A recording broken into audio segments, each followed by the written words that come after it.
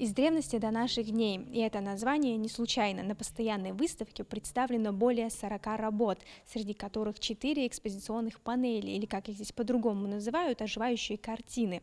Вот, например, одна из них — это «Шелковый путь Имагожева». Под каждой такой зарисовкой находится датчик движения.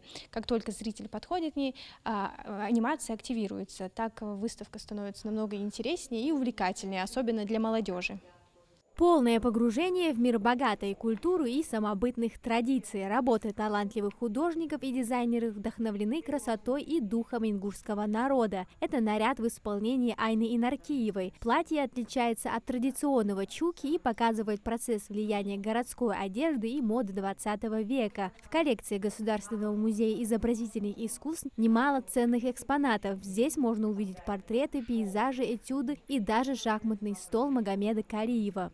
Каждая фигура вам скажет, как действительно человек начинает в шахматной доске расставлять эти фигуры с одной стороны. В произведениях деятелей искусства ярко отображена национальная тема, проходящая через все их творчество. На полотнах запечатлены городские и сельские пейзажи, природа родного края. Особый смысл имеют и определенные детали одежды. Так, например, сумка с орнаментальным декором растительного характера и золотым шитьем ручного профиля в прошлом имела интересное предназначение. Вот она идет, верхняя петелька, потом идет обрамление золото-черной нитью. Потом она, естественно, сплошная, и сюда, опять-таки, клаве халханыш бар, вектерде халханыш бар, бахшна, дотур сахлилбиш, хан гергадолш, цун аулш заханит. Нагасан даже ты халханыш, иль кетин даже, кошкус ты хач кисачи, сахат аш делает шелка, гонали убочна, хошханат, сол кошелек учит, карманочек, мечты порвали, сахат.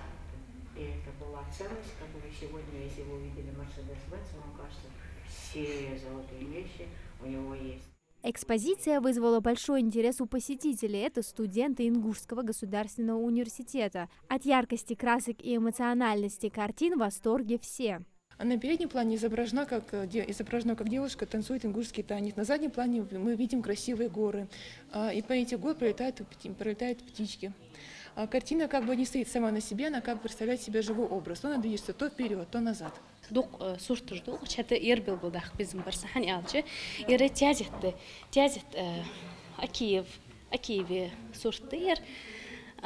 Тязит бака калнах бахалхы, тязит халх бил хышкалнахан, бирти хышкалсыг калнахан. Хан халх бахи тязит уурсагызы куар хайх шгни искалсыг. Ишты ханьяхки вовну юл вашты дадихаян. Вашты аддысяны хайвашгни истязит. А это уже костюм средневекового ингушского воина. Искусствовед Музея изобразительных искусств Хава Акиева сделала акцент именно на этой работе художника и ювелира Бекхана Дахкильгова. Кольчуга – самый древний предмет защиты, весит почти 10 килограммов. Орудие выполнено по аналогу кольчуги легендарного ингушского полководца XVI века Хучибара Евлоева. Мастер обращается к истории прошлого, XVIII века, который великолепно написал замечательный археолог, царство ему небесное, Евгений Игнатьевич Крупнов. Книга так и называется. Это монография средневековая Ингушетия.